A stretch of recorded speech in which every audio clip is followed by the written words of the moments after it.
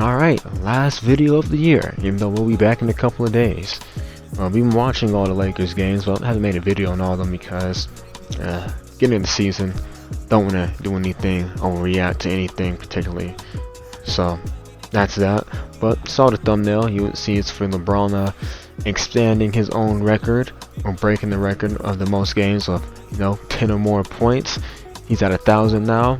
I'm going to assume it's going to keep going up because I just don't see him having a game where he doesn't get less than 10 points.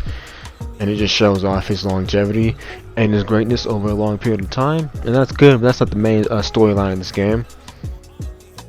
Well, it is, because it was LeBron's birthday on that, but that's not going to be the main thing he's talking about. In typical Laker fashion, they started the game off pretty shaky for the first couple of minutes, but then after that, they was really good for the rest of the game. Team shot the ball really well, they was moving the ball good, and yeah, other guys came on to the offense. Guys like Wesley Matthews, he finally made a 3 this game. But the glaring issue when it comes to Lakers, it would be their lack of rim protection, because they only have one legitimate rim protector right now, and that's Anthony Davis. It's because Mark Saw, he's simply too old and too slow, but he can still pass and shoot. But when it comes to him playing defense, yeah, him protecting the rim, nah, that's not gonna happen. And one instance of this was DeMar DeRozan posterizing Montrezl Harrell. And I like the effort. Montrezl showed, but he got put in the body bag. DeMar dunked on him, and we're kind of making the same mistake of having Hale be some type of rim protector. Same mistake the Clippers made last year, because he's undersized. I mean, yeah, he's athletic, but he's just not big enough to be a rim protector, or he's not gonna be like consistently get those stuffs at the rim. So I like the effort, but it's not going to work when it comes to being a rim protector, and it's due to them not having AD at the 5. And reason why is you don't want him taking all that punishment throughout the season, because AD takes a bad fall or a bad hit just about every game. Like, I'm surprised. I don't think he took one against the Spurs yesterday night, but he takes one just about every game he plays in. And he already sat out one game. And one game he took a bad hit, and against the Mavericks, the guy went up for a layup. He wasn't fast enough to get a contest or a block. He just stood there and he watched him lay the ball up. But he just zoned out or lacked the spatial awareness, because when the guy came down, his arm smacked him in the mouth. So stuff like that.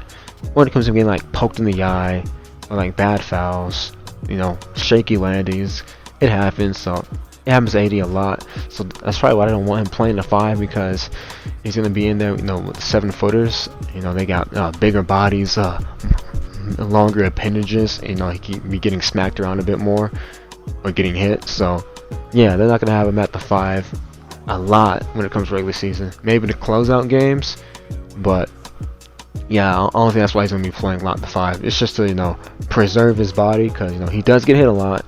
And he takes bad falls. You want to keep him healthy for the postseason.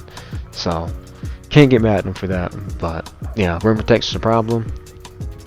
Wesley Matthews, good game, 6 for 6. That's second place for the Lakers for the most made 3s without missing.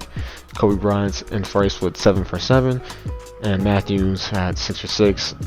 So yeah, glad he's finally knocking down his shot. Took him a few games to do so, but it also took Marc Gasol a few games to knock down a 3-point shot. So they're just getting used to the system, used to the lineups. And speaking of lineups, there's a lot of experimentation going on with Vogel's lineups. Like, he's doing a lot of weird stuff. He's like, well, why isn't Harrell playing with Schroeder sometimes? Or why isn't AD in with Dennis and things of that nature? It's just him experimenting with the lineups, and he'll probably do that throughout the whole year.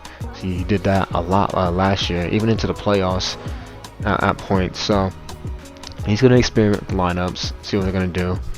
When it comes to defense in general, the team has they definitely lost it a bit, because they just don't have that rim protection. But also they're not using as much drop coverage as they did last year. So things of that nature. What else? Oh yeah, AD had like 20 points compared to the 14 he had against Portland.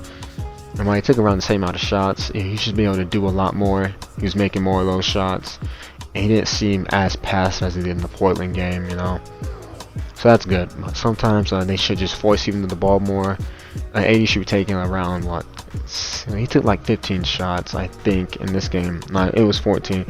He'd be taking somewhere between 18 to 20 shots a game, you know. But ended up winning, and they won this game by 14 points. So nothing really to complain about that much. But I feel like he should be taking the ball a bit more. But and that kind of happens to the fact they got Montrezl Harrell and Dennis Schroeder. You know, they can actually score. So it could be that as well. You know, just gotta get used to. Everyone's gotta get used to each other, how they work. You know, the shot distribution is gonna be changed a bit. But yeah, he looked better compared to Portland. LeBron looked good too. He had like 23 points. Kuzma, inconsistent after having a great game the other day, starting the game off hot. Like, he finished on with around like 28 some odd points, and then, you know, he had a stinker this game. But it's Kuz. I don't know why anyone's surprised that he's inconsistent like this. Anyone thinks he's going to go back to that rookie year? He's not, because one, this team isn't a bad team anymore, and he won't get that many shots. So I don't know why people are expecting him to put up those rookie numbers. Like, even if he was the third option on this team, like the bona fide third option, he wouldn't be putting up that many shots or those numbers. You know, this team's just not a bad team anymore. When you're a bad team, your marginal players or your borderline starters get to take more shots. You know, compared to having, you know, a bona fide starters, all NBA type starters. So I don't know why people are, you know, so surprised that Kuz is inconsistent. I also don't get why he gets torched so much for it, or, you know, his mistakes when Talon and Tucker would do, you know, some really brain dead stuff like leaving Gary Trent Jr. open for threes in that Portland game. But yeah, I'm just leaving it at that. But the next couple of games will be them playing against Memphis. They'll play 2 in Memphis. Then they'll have the Staples Center. They'll play their last game against the Spurs. And then, speaking of the Spurs, they play against the Spurs for the second time tomorrow. But after that, they should finish off their little road trip. Not the little road trip. They should finish off the series with them. And they play the Bulls after that. And I believe the Pelicans. And they should finish that off 8-2 for the first 10 games. And we'll just leave it at that. Out the way, y'all stay safe. Y'all do anything for New Year's, please stay safe, and I'm out.